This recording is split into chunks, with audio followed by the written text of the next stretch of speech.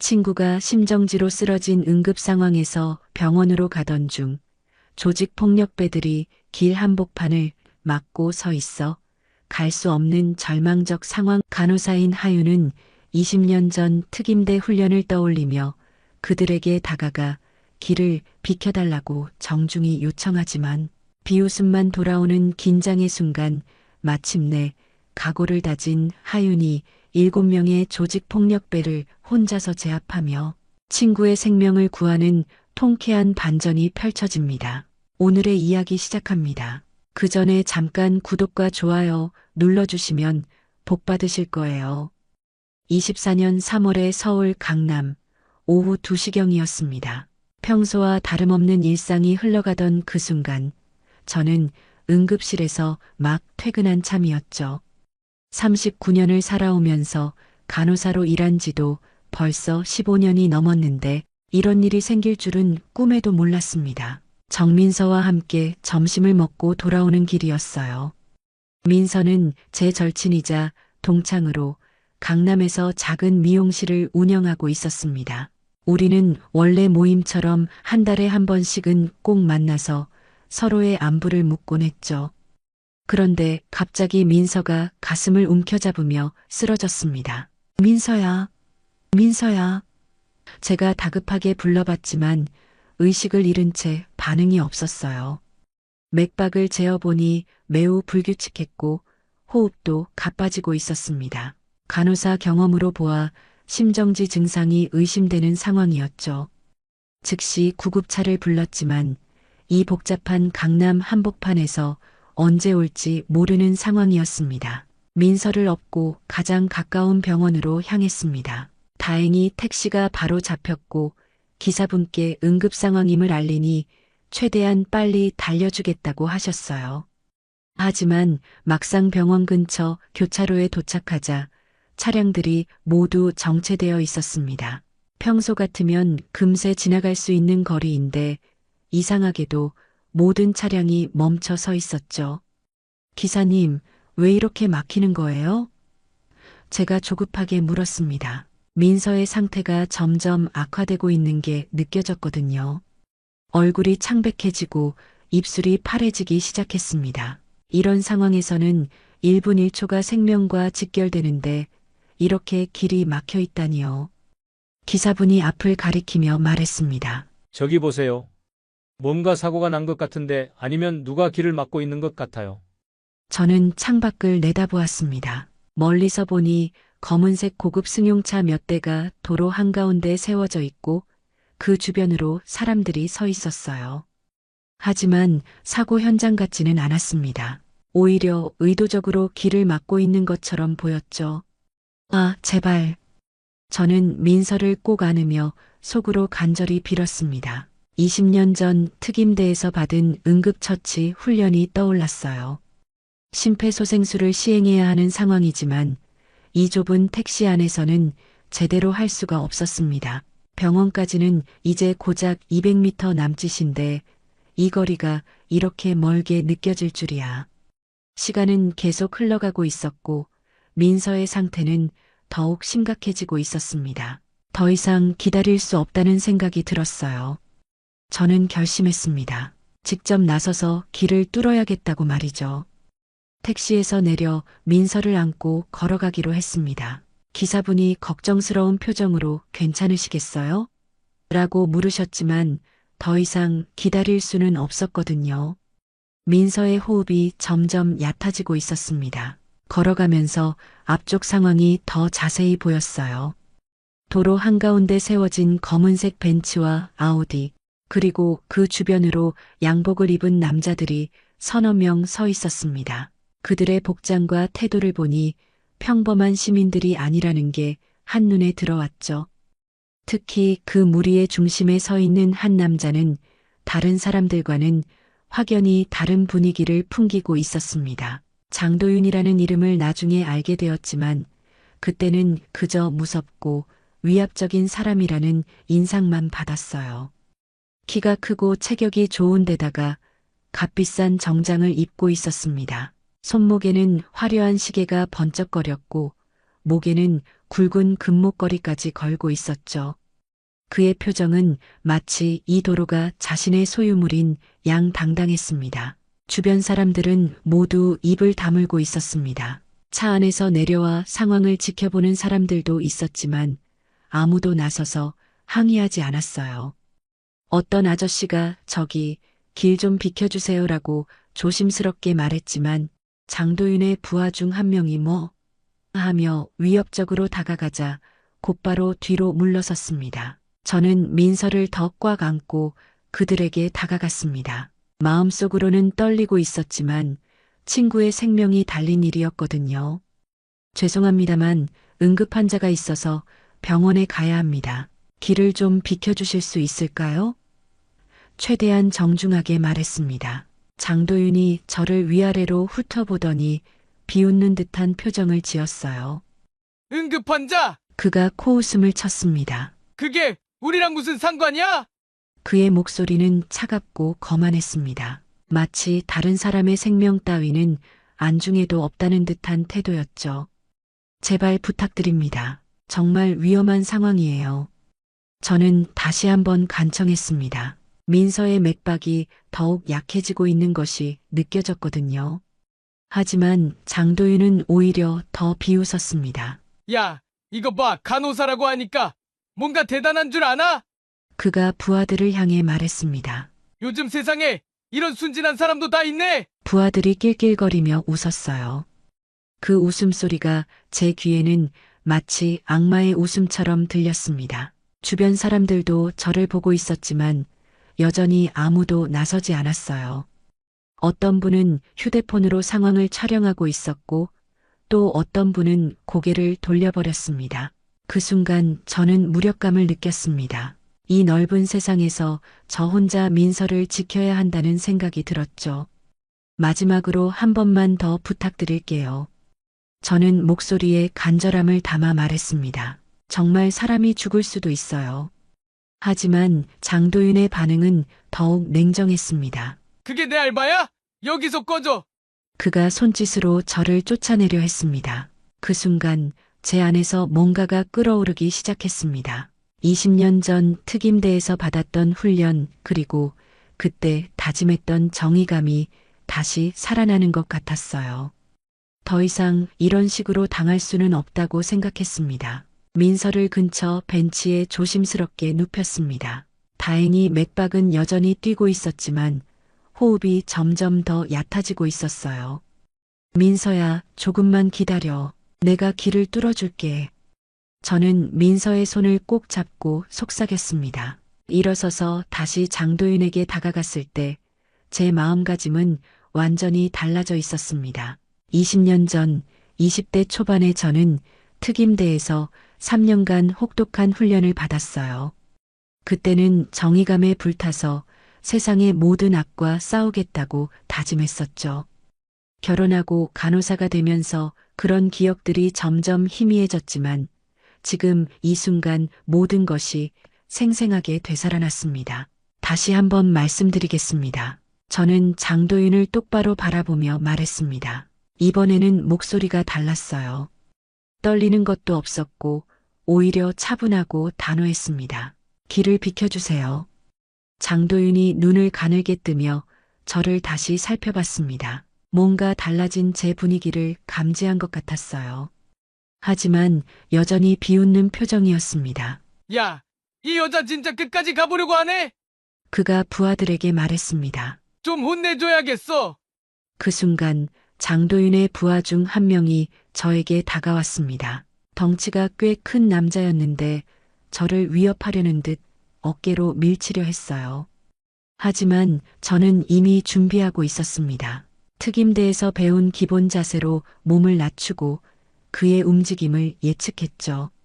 그가 제 어깨에 손을 대려는 순간 저는 재빠르게 그의 손목을 잡았습니다.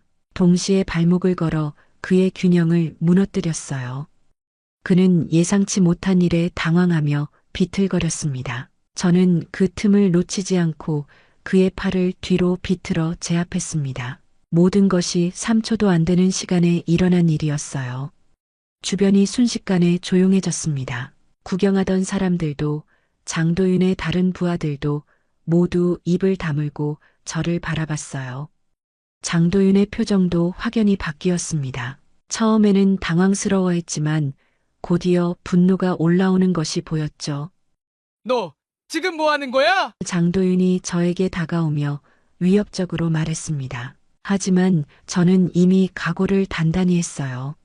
민서의 생명이 걸린 일이고 더 이상 물러설 곳도 없었습니다. 장도윤이 제 팔을 잡으려는 순간 저는 그의 손목을 정확히 붙잡았습니다. 특임대에서 배운 관절기 기술을 사용해서 그의 팔을 비틀어 올렸어요. 장도윤이 고통스러워하며 무릎을 꿇었습니다. 아, 아파! 그가 비명을 질렀지만 저는 힘을 늦추지 않았습니다. 길을 비켜주세요. 저는 다시 한번 말했습니다. 이번에는 명령하는 어조였어요. 장도윤이 고개를 끄덕이자 저는 그를 놓아주었습니다. 하지만 나머지 부하들이 달려들려고 하는 것이 보였어요. 첫 번째 부하가 주먹을 휘두르며 다가왔습니다. 저는 그의 주먹을 피하면서 동시에 그의 옆구리에 정확한 타격을 가했어요. 두 번째 부하는 뒤에서 저를 붙잡으려 했지만 저는 몸을 낮춰 그의 다리를 걸어 넘어뜨렸습니다.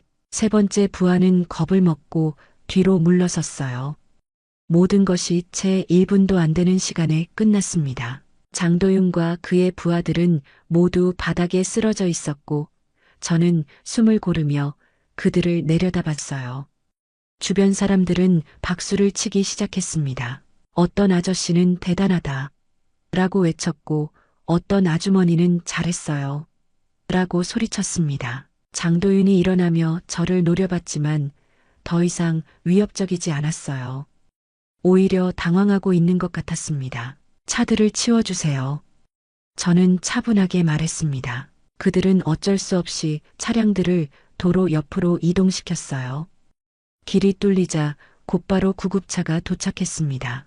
구급대원들이 민서를 응급처치하며 병원으로 이송했고 저도 함께 탔습니다. 구급차가 출발하면서 창밖을 내다보니 장도윤이 여전히 저를 바라보고 있었어요.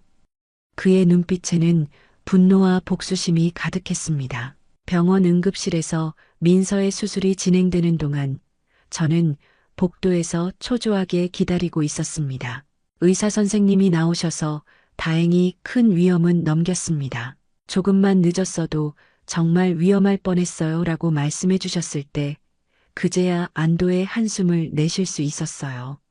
민서가 중환자실에서 안정을 찾아가는 동안 오늘 일어난 일들이 마치 꿈처럼 느껴졌습니다.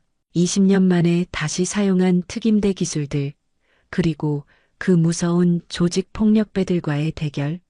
손을 내려다보니 아직도 떨리고 있었어요. 하지만 후회는 없었습니다. 민서를 구했다는 것만으로도 충분했거든요. 그런데 저녁 뉴스 시간이 되자 상황이 완전히 달라졌습니다. 병원 로비에 설치된 텔레비전에서 제가 나오고 있었어요. 강남 한복판에서 조직폭력배를 제압한 의료진이라는 제목으로 낮에 일어난 일이 그대로 방송되고 있었습니다. 누군가 휴대폰으로 촬영한 영상이 인터넷에 퍼지면서 화제가 된 것 같았어요. 기자가 인터뷰하는 목소리가 들렸습니다. 시민들은 이 간호사의 용기 있는 행동에 박수를 보내고 있습니다. 특히 여성 혼자서 여러 명의 조직폭력배를 제압한 것은 정말 놀라운 일이라고 평가하고 있는데요. 화면에는 제가 장도윤을 제압하는 장면이 반복해서 나오고 있었어요. 휴대폰이 계속 울렸습니다. 동료 간호사들, 옛 특임대 동기들, 심지어 오래전에 연락이 끊어졌던 친구들까지 모두 안부를 묻고 있었어요. 하윤아, 뉴스 봤어. 정말 대단하다. 언제부터 그런 실력이 있었어? 무서웠을 텐데. 정말 용감했다. 모든 사람들이 저를 격려해 주었습니다. 하지만 저는 왠지 불안한 마음이 들었어요. 뉴스에서 제 이름과 근무하는 병원까지 모두 공개되었거든요. 장도윤 같은 사람들이 이런 방송을 보고 가만히 있을 리 없다는 생각이 들었습니다. 특임대에서 배운 것 중 하나가 바로 적을 완전히 제압하지 못하면 반드시 복수가 온다는 것이었거든요. 그날 밤은 민서 곁에서 보냈습니다. 중환자실 밖 의자에 앉아 있는데 계속해서 휴대폰으로 인터넷 댓글들을 확인하게 되었어요. 대부분 응원하는 내용이었지만 가끔 걱정스러운 댓글들도 보였습니다. 조폭들이 가만히 있을까? 보복이 무서울 텐데 같은 내용들이었죠. 다음 날 오전 민서가 깨어났습니다. 하윤아, 나 어떻게 된 거야? 민서가 약한 목소리로 물었어요. 저는 어제 있었던 일을 간단히 설명해 주었습니다. 민서는 깜짝 놀라면서도 고마워했어요. 내가 아니었으면 나 정말 큰일 날 뻔했네. 고마워. 오후에 제가 병원 로비에서 커피를 마시고 있는데 갑자기 소란스러운 소리가 들렸습니다. 입구 쪽을 보니 어제 봤던 그 얼굴들이 보였어요. 장도윤과 그의 부하들이었습니다. 이번에는 더 많은 사람들을 데리고 왔고 무엇보다 그들의 표정이 어제와는 완전히 달랐어요. 복수심에 불타오르는 눈빛이었습니다. 이하윤, 어디 있어? 장도윤이 큰 소리로 외쳤습니다. 병원 로비에 있던 사람들이 모두 깜짝 놀라며 뒤로 물러섰어요. 어떤 할머니는 무서워서 떨고 계셨고 어린아이를 안고 있던 어머니는 급히 아이를 데리고 피했습니다. 저는 일어서서 그들을 마주봤습니다. 이번에는 어제보다 더 위험한 상황이라는 것을 직감적으로 알 수 있었어요. 장도윤의 주머니에서 뭔가 금속성 물체가 살짝 보였고 다른 부하들도 각각 무기를 숨기고 있는 것 같았습니다. 어제와는 차원이 다른 상황이었죠. 어제 일로 끝난 줄 알았어? 장도윤이 저에게 다가오며 위협적으로 말했습니다. 내가 우리한테 한 짓을 그냥 넘어갈 줄 알았냐? 그의 목소리에는 분노와 증오가 가득했어요. 주변 사람들이 점점 더 멀리 피해가고 있었습니다. 저는 마음속으로 빠르게 상황을 판단했습니다. 여기는 병원이고 무고한 사람들이 많았어요. 특히 환자들과 그 가족들이 위험에 노출될 수 있는 상황이었습니다. 이런 곳에서 싸움이 벌어지면 안 되겠다고 생각했죠. 하지만 그들은 이미 결심을 굳힌 것 같았습니다. 여기는 병원입니다. 환자들이 있어요. 저는 최대한 차분하게 말했습니다. 하지만 장도윤의 표정을 보니 협상이 불가능하다는 것을 알 수 있었어요. 그의 눈에는 오직 복수심만 가득했습니다. 그게 우리랑 무슨 상관이야? 장도윤이 비웃으며 말했습니다. 어제 우리한테 당한 걸 고스란히 돌려줄 거야. 그가 손짓을 하자 부하들이 저를 둘러싸기 시작했어요. 이번에는 7명이나 되었습니다. 어제보다 훨씬 많은 인원이었죠. 병원 직원들이 상황을 파악하고 경찰에 신고하는 것이 보였지만 경찰이 도착하기까지는 시간이 걸릴 것 같았어요. 그 사이에 무고한 사람들이 다칠 수도 있었습니다. 저는 결심했습니다. 이들을 복도 안쪽으로 유인해서 다른 사람들과 최대한 떨어진 곳에서 상대해야겠다고 말이죠. 따라와. 저는 장도윤에게 말하며 병원 복도 안쪽으로 걸어갔습니다. 그곳은 비교적 사람이 적은 검사실이 있는 구역이었어요. 장도윤과 부하들이 저를 따라왔습니다. 아마 도망치려는 줄 알았을 거예요. 좁은 복도에 도착하자마자 첫 번째 부하가 저에게 달려들었습니다. 이번에는 쇠파이프 같은 것을 들고 있었어요. 저는 재빠르게 몸을 피하면서 그의 손목을 잡았습니다. 파이프가 바닥에 떨어지는 소리가 복도에 울렸어요. 동시에 무릎으로 그의 복부를 가격해서 제압했습니다. 두 번째, 세 번째 부하가 동시에 달려들었습니다. 좁은 복도라는 공간적 제약이 오히려 저에게 유리했어요. 그들이 한꺼번에 공격할 수 없었거든요. 저는 특임대에서 배운 근접전 기술을 활용해서 한 명씩 차례로 상대했습니다. 첫 번째는 어깨 던지기로, 두 번째는 발목걸이로 넘어뜨렸어요. 네 번째 부하는 칼을 꺼내 들었습니다. 상황이 더욱 위험해졌죠.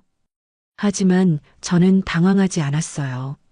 특임대에서 무기를 든 상대를 제압하는 훈련도 받았었거든요. 그가 칼을 휘두르는 순간 저는 그의 손목을 정확히 붙잡고 비틀어서 칼을 떨어뜨렸습니다. 그리고 팔꿈치로 그의 옆구리를 가격해서 무력화시켰어요. 장도윤이 직접 나섰습니다. 이 여자 정말 끝까지 가보자는 거지? 그가 주머니에서 무언가를 꺼내려는 순간 저는 먼저 행동했습니다. 빠르게 다가가서 그의 손목을 제압하고 동시에 다리를 걸어 넘어뜨렸어요. 장도윤이 바닥에 쓰러지면서 뭔가 금속성 물체가 굴러갔습니다. 나머지 두 부하들은 겁을 먹고 뒤로 물러섰어요. 그들도 무기를 들고 있었지만 지금까지의 상황을 보고는 함부로 덤비지 못하고 있었습니다. 저는 숨을 고르며 그들을 바라봤어요. 더 하시겠어요? 그 순간 복도 끝에서 경찰들이 나타났습니다. 경찰이다. 모두 손을 들어. 경찰관들이 외치며 달려왔어요. 장도윤과 그의 부하들은 체포되었습니다. 현행범으로 붙잡힌 거죠. 병원에서 무기를 들고 행패를 부린 것만으로도 충분한 죄목이었어요. 경찰서에서 조서를 작성하는 동안 담당 형사님이 저에게 말했습니다. 정말 대단하십니다. 7명을 혼자서 제압하다니. 저는 담담하게 대답했어요. 그냥 해야 할 일을 했을 뿐이에요. 하지만 속으로는 정말 다행이라고 생각했습니다. 아무도 크게 다치지 않았고 장도윤 일당도 모두 체포되었으니까요. 병원으로 돌아가니 또다시 기자들이 몰려와 있었습니다. 이번 사건도 뉴스가 된 것 같았어요. 병원에서 벌어진 두 번째 대결 용기 있는 간호사의 연속 활약 같은 제목들이 보였습니다. 저는 기자들을 피해 민서가 있는 병실로 갔어요. 하윤아, 또 무슨 일이 있었어? 민서가 걱정스러운 표정으로 물었습니다. 창문 밖으로 경찰차들과 기자들이 보였거든요. 저는 민서에게 방금 일어난 일을 간단히 설명했습니다. 민서는 놀라면서도 안심하는 표정이었어요. 이제 정말 끝난 거지? 응, 이제 끝났어.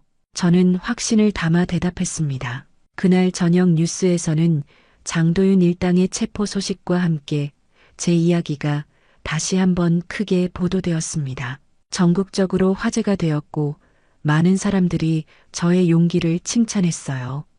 하지만 저에게 가장 중요한 것은 민서가 안전하다는 것이었습니다. 민서가 완전히 회복되기까지는 일주일 정도 걸렸습니다. 그 사이 병원에는 연일 취재진들과 시민들이 몰려들었어요. 어떤 분들은 꽃다발을 들고 오시기도 했고 어떤 학생들은 저도 그쪽처럼 용감해지고 싶어요라며 편지를 전해주기도 했습니다. 정말 감사하면서도 부담스러운 일들이었죠. 하윤아, 이제 완전히 유명인이 됐네. 민서가 침대에 앉아 스마트폰을 보며 말했습니다. 인터넷에는 저에 대한 기사들과 영상들이 계속 올라오고 있었어요. 용기 있는 간호사, 현대판 여장사 같은 별명까지 생겼더군요. 처음에는 당황스러웠지만 점차 이런 관심이 좋은 방향으로 활용될 수 있겠다는 생각이 들었습니다. 퇴원하는 날 민서와 함께 미용실로 향했습니다. 민서의 미용실은 강남역 근처에 있는 작은 가게였는데 평소에는 단골 손님들만 오는 조용한 곳이었어요. 그런데 그날은 달랐습니다. 미용실 앞에 사람들이 모여 있었고 어떤 분은 여기가 그 용감한 간호사 친구 가게구나 하며 구경하고 계셨어요. 이상하다. 이렇게 사람들이 관심을 가져주시는 게. 민서가 신기해하며 말했습니다. 실제로 그날부터 미용실에 새로운 손님들이 많이 오기 시작했어요. 대부분 저의 이야기를 듣고 민서를 응원하러 온 분들이었습니다. 친구를 구해준 그 간호사분 친구죠? 정말 대단해요. 이런 말씀을 하시면서 말이죠. 며칠 후 예상치 못한 연락이 왔습니다. 시민단체에서 강연 요청을 해온 것이었어요. 여성 안전에 대한 강연을 해주실 수 있을까요? 처음에는 거절하려고 했습니다. 저는 그냥 평범한 간호사일 뿐이었거든요. 하지만 통화를 하면서 생각이 바뀌었어요. 요즘 여성들이 위험한 상황에 처했을 때 어떻게 대처해야 할지 모르는 경우가 많아요. 선생님의 경험을 나누어 주시면 많은 도움이 될 것 같습니다. 담당자분의 말씀을 듣고 보니 제가 겪은 일들이 다른 사람들에게도 도움이 될 수 있겠다는 생각이 들었습니다. 첫 번째 강연은 강남구청에서 열렸습니다. 30여 명의 여성분들이 참석해 주셨어요. 처음에는 떨렸지만 제 이야기를 진솔하게 들려드렸습니다. 특임대에서 배운 기본적인 호신술도 시원해 보였죠. 위험한 상황에서는 무엇보다 침착함이 중요해요. 그리고 자신을 보호할 수 있는 최소한의 기술을 알고 있으면 큰 도움이 됩니다. 강연이 끝나고 한 대학생이 다가왔습니다. 선생님, 저도 밤에 혼자 다닐 때가 많은데 항상 무서워요. 어떻게 하면 선생님처럼 용감해질 수 있을까요? 그 순간 저는 깨달았습니다. 제가 해야 할 일이 무엇인지를요. 민서와 상의한 후 우리는 작은 모임을 시작하기로 했습니다. 여성 안전지킴이라는 이름으로 매주 토요일 민서의 미용실에서 모이기로 했어요. 처음에는 5명으로 시작했지만 입소문을 타면서 점점 더 많은 분들이 참여하게 되었습니다. 오늘은 기본적인 호신술을 배워볼까요? 제가 말하자 참가자들이 관심을 가지고 따라했습니다. 손목을 잡혔을 때 빠져나오는 방법, 뒤에서 껴안겼을 때 대처하는 법 같은 실용적인 기술들을 가르쳤어요. 하지만 무엇보다 강조한 것은 마음가짐이었습니다. 기술보다 중요한 건 포기하지 않는 마음이에요. 저도 처음에는 무서웠거든요. 하지만 소중한 사람을 지켜야 한다는 마음이 저를 강하게 만들어줬어요. 제 말을 들으며 고개를 끄덕이시는 분들을 보면서 이 일이 정말 의미 있는 일이라는 확신이 들었습니다. 민서도 적극적으로 참여했습니다. 저는 위험한 상황에 처한 분들의 심리적 상담을 도와드릴게요. 미용실이라는 공간의 특성상 많은 여성분들이 편안하게 마음을 터놓고 이야기할 수 있었어요. 실제로 몇 분은 자신이 겪고 있는 어려움을 털어놓으시기도 했습니다. 한 달 정도 지나자 우리 모임의 소문이 다른 지역까지 퍼졌습니다. 다른 구에서도 비슷한 모임을 만들고 싶다는 연락이 왔어요. 저희 지역에서도 강연을 해주실 수 있나요? 저희도 안전지킴이 모임을 만들고 싶어요. 이런 요청들이 계속 들어왔습니다. 석 달이 지나자 상황은 제가 상상했던 것보다 훨씬 커졌습니다. 서울 각 구에서 여성 안전지킴이 모임이 생겨났고 심지어 부산, 대구, 광주 같은 다른 도시에서도 지부를 만들고 싶다는 연락이 왔어요. 저와 민서는 매주 다른 지역을 돌아다니며 강연을 하게 되었습니다. 하윤아, 우리가 이렇게 큰 일을 하게 될 줄 누가 알았겠어? 민서가 기차 안에서 말했습니다. 그날은 대전에서 강연이 있는 날이었어요. 창밖으로 스쳐 지나가는 풍경을 보면서 정말 많은 것이 바뀌었다는 생각이 들었습니다. 대전 강연장에는 200여 명이 넘는 분들이 참석해 주셨습니다. 나이도 다양했어요. 20대 대학생부터 60대 어머니들까지 모두 진지한 표정으로 제 이야기를 들어주셨습니다. 위험한 상황에서 가장 중요한 것은 자신감이에요. 내가 나를 지킬 수 있다는 믿음 말이죠. 강연이 끝나고 한 중년 여성분이 다가오셨습니다. 선생님 덕분에 제 딸이 달라졌어요. 전에는 밤에 혼자 다니는 걸 무서워했는데 이제는 당당하게 다녀요. 호신술도 배우고 있고요. 그런 말씀을 들을 때마다 이 일을 계속해야겠다는 마음이 더욱 굳어졌습니다. 온라인 교육도 시작했습니다. 직접 강연장에 올 수 없는 분들을 위해서였어요. 민서가 영상 촬영과 편집을 도와주었고 저는 집에서 간단한 호신술과 안전 수칙들을 설명하는 영상을 만들었습니다. 첫 번째 영상이 유튜브에 올라간 지 일주일 만에 조회수가 10만 회를 넘었어요. 대박이다, 하윤아. 민서가 휴대폰을 들고 소리쳤습니다. 댓글들도 대부분 긍정적이었어요. 정말 유용한 정보예요. 딸에게도 보여줄게요. 선생님 덕분에 자신감이 생겼어요. 같은 내용들이었습니다. 심지어 해외에 사는 한국 여성분들도 댓글을 달아주셨어요. 그러던 중 보건복지부에서 연락이 왔습니다. 여성 안전 교육을 국가 차원에서 체계화하고 싶습니다. 자문위원으로 참여해 주실 수 있을까요? 정말 예상치 못한 제안이었어요.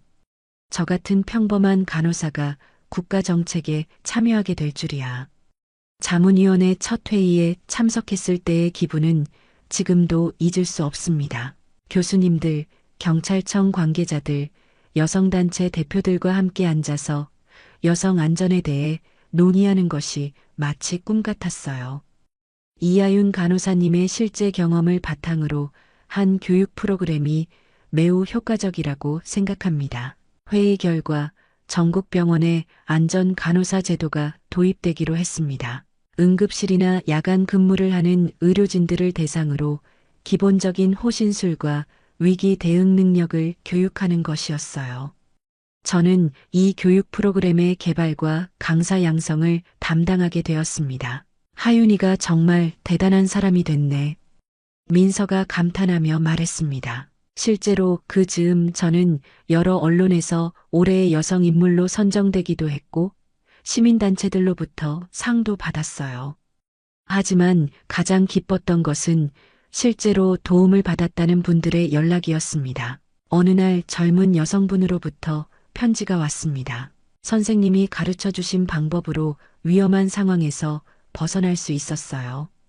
정말 감사합니다. 이런 편지를 받을 때마다 이 일이 정말 의미 있다는 것을 실감했습니다. 수천 명의 여성들이 더 안전하게, 더 당당하게 살아갈 수 있게 되었다는 것이 무엇보다 뿌듯했어요.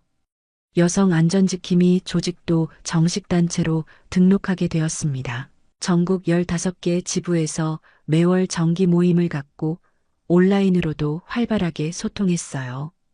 회원 수는 2,000명을 넘어섰고 온라인 교육 영상은 총 조회수가 100만 회를 돌파했습니다. 어느 날 청와대에서 연락이 왔습니다. 대통령상 수상자로 선정되었다는 소식이었어요. 국민 안전에 기여한 공로를 인정받으셨습니다. 시상식 당일 대통령님께서 직접 국민의 안전을 위해 헌신해 주셔서 감사합니다라고 말씀해 주셨을 때 정말 가슴이 벅찼습니다. 민서도 함께 상을 받았습니다. 피해자 상담과 심리적 지원 분야에서의 공로를 인정받은 것이었어요. 우리 둘 다 상을 받다니 정말 꿈 같다. 민서가 눈물을 글썽이며 말했습니다. 우리는 서로를 꼭 안아주었어요. 2년이 흘렀습니다. 오늘은 특별한 날이에요. 민서와 함께 그날의 현장, 바로 강남 그 교차로를 다시 찾아가는 날이었거든요. 모든 것이 시작된 바로 그 자리 말입니다. 여기구나. 민서가 교차로를 바라보며 감회 깊은 표정을 지었습니다. 그때와 똑같은 오후 2시경이었어요. 햇살도 그때와 비슷했고 사람들이 분주하게 오가는 모습도 그대로였습니다. 하지만 무언가 달라진 게 있었어요. 바로 교차로 한편에 세워진 작은 기념판이었습니다. 용기의 시작점 이곳에서 한 사람의 용기가 수많은 사람들의 안전을 지키는 큰 변화를 만들어냈습니다. 기념판에 새겨진 글귀를 읽으며 저는 정말 많은 일들이 있었다는 생각이 들었습니다. 구청에서 설치해 준 것이라고 들었는데 처음 보는 순간 너무 부끄러우면서도 뿌듯했어요. 하윤아, 그때 생각나? 민서가 제 팔을 잡으며 물었습니다. 내가 쓰러졌을 때 내 표정이 정말 심각했어. 그런데 지금 보니까 그게 시작이었네. 저는 고개를 끄덕였습니다. 정말 그랬어요. 그 순간의 절박함이 모든 것을 바꿔놓았으니까요. 주변을 둘러보니 그때와는 분위기가 많이 달라져 있었습니다. 사람들의 표정이 더 밝아 보였고 특히 여성분들이 더 당당하게 걸어 다니는 것 같았어요. 물론 제 착각일 수도 있지만 적어도 저에게는 그렇게 보였습니다. 저기요, 혹시 이하윤 선생님이세요? 갑자기 젊은 여성분이 다가왔습니다. 대학생처럼 보이는 분이었어요. 네, 맞는데요. 제가 대답하자 그분이 환하게 웃었습니다. 와, 정말이다. 선생님 영상 보고 호신술 배웠어요. 덕분에 얼마 전에 위험한 상황에서 벗어날 수 있었거든요. 그분은 며칠 전 지하철에서 있었던 일을 이야기해 주었습니다. 어떤 남자가 계속 따라와서 무서웠는데 선생님이 가르쳐 주신 대로 당당하게 대처했어요. 그리고 주변 사람들에게도 도움을 요청했고요. 정말 효과가 있더라고요. 그런 이야기를 들으니 마음이 따뜻해졌습니다. 고맙습니다. 그런 말씀 들으니까 정말 기뻐요. 저는 진심으로 말했습니다. 이런 순간들이 바로 제가 이 일을 계속하는 이유였거든요. 한 사람 한 사람이 더 안전하고 당당하게 살아갈 수 있게 되는 것 말이에요. 그분이 가고 나서 민서와 저는 근처 카페에 앉았습니다. 창가 자리에서 그 교차로가 내려다 보였어요. 하윤아, 솔직히 그때는 정말 무서웠어. 의식을 잃고 나서 깨어났더니 이미 모든 게 끝나 있더라고. 민서가 커피를 마시며 말했습니다. 나도 무서웠어. 하지만 너를 잃을 수는 없었거든. 저는 솔직하게 대답했습니다. 그런데 지금 생각해보면 그 무서움이 있었기 때문에 용기도 생긴 것 같아. 소중한 걸 지키고 싶다는 마음이 모든 두려움을 이겨낸 거야.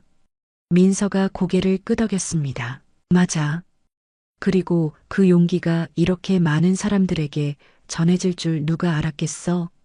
이제 전국의 수천 명의 사람들이 더 안전하게 살고 있잖아.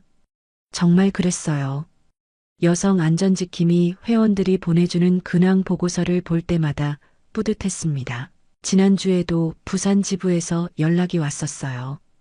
이번 달에만 3명이 위험한 상황에서 배운 기술로 자신을 보호했다는 소식이었죠. 대구 지부에서는 지역 경찰서와 협력해서 안전교육을 확대하고 있다는 보고도 왔고요. 이런 소식들을 들을 때마다 이 일을 시작하길 정말 잘했다는 생각이 들었습니다. 하윤이는 앞으로 뭘 하고 싶어? 민서가 물었습니다. 저는 잠시 생각해 봤어요.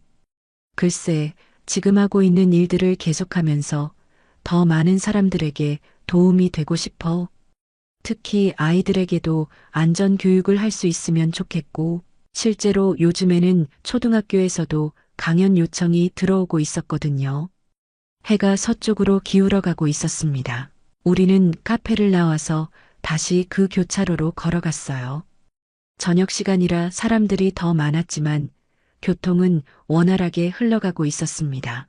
평범하고 평화로운 일상의 모습이었죠. 기념판 앞에서 민서와 함께 사진을 한 장 찍었습니다. 이거 여성 안전지킴이 온라인 카페에 올릴까? 민서가 물었어요. 응, 그러자. 회원들도 좋아할 것 같아.